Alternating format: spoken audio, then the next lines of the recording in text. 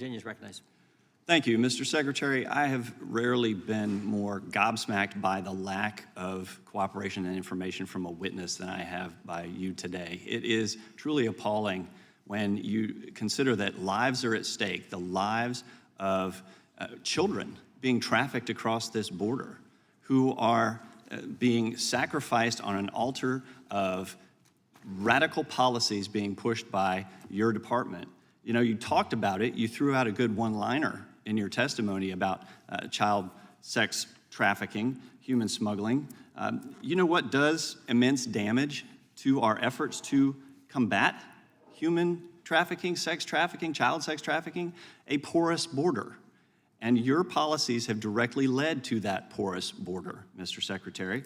It is ridiculous that I've had to sit here and listen to you and your denials, your deflections, your obfuscations.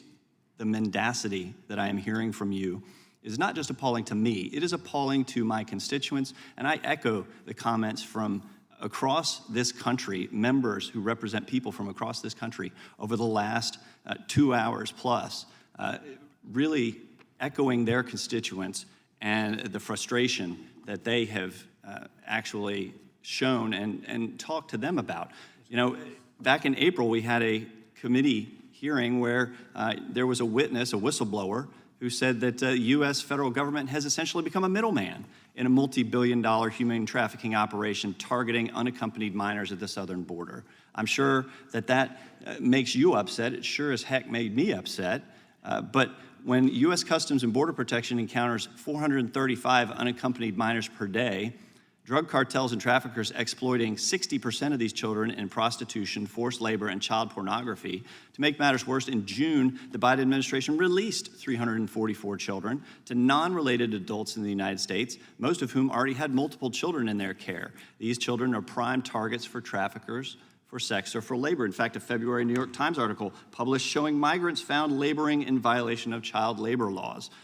Notably, half of the U.S. Immigration and Customs Enforcement's most wanted criminals for child trafficking, guess where they come from? Mexico. Imagine that. So when you actually take actions that reduce operational control of the border, these are actions that are taken in contradiction of your official duty to execute the laws enacted by Congress and your oath to support and defend the Constitution.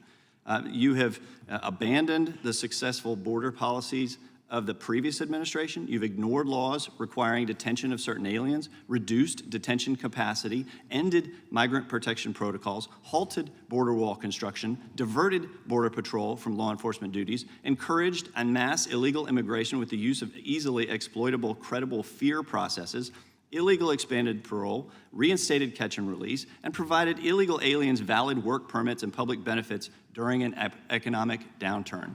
You should be ashamed. More so, you should be held accountable. This committee will do just that, and I am committed to making that happen as well. And with that, I'm going to yield the remainder of my time to the chairman.